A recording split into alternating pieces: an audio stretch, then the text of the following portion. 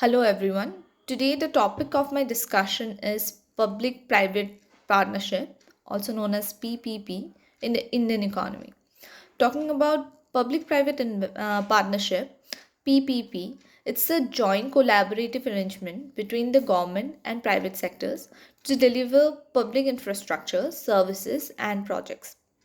In this model, the government and the private entities share risk, responsibilities, and rewards, leveraging the strength of both the sectors.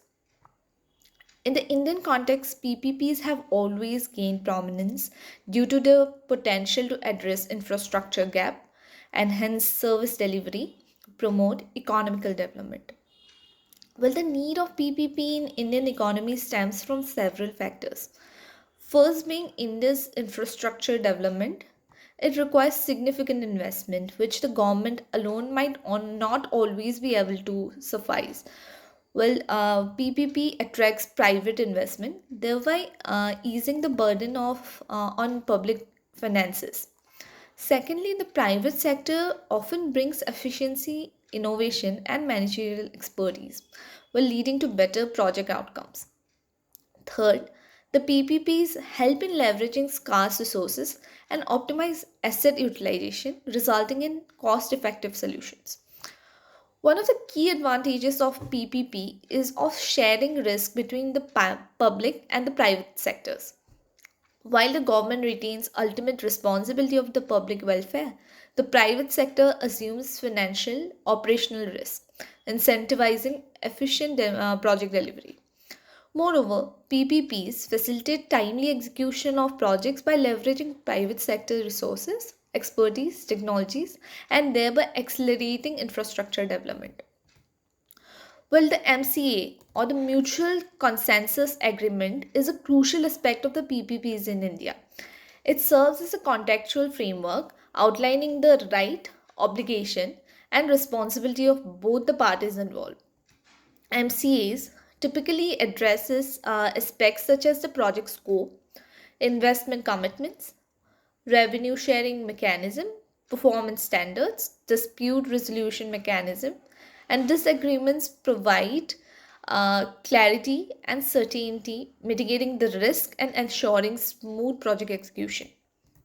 Well, in the recent years, India has implemented various reforms to enhance the PPP framework and attract private investments.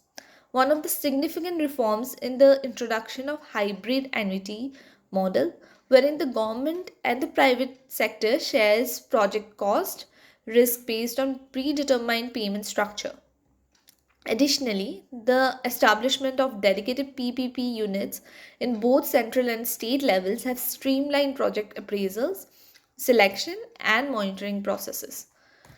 Well, there are different PPP models that are employed based on the project requirements and risk sharing preferences in India. Build, operate, transfer, that is BOT. Second is build, own, operate, transfer, BOOT. And third is the build, lease, transfer, BLT. Well, these are some of the common models that the Indian government use or the Indian PPP use. Under BOT, the private sector finances, builds, and operates the infrastructure asset for a specific consensus period before transferring it to the government. The BOOT extends this model to involve ownership rights during the consensus period. BLT involves the private sector leasing the asset to the government for a fixed period.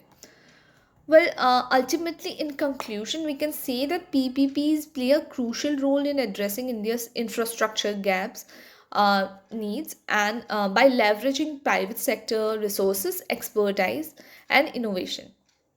Well, the implementation of MCAs along with other reforms have strengthened the PPP framework and improved the project outcomes for sure. By adopting different PPP models and fostering collaboration between public and the private sector, India can effectively bridge the uh, in its infrastructure gap, foster sustainable economic growth. Thank you, everyone. That's it.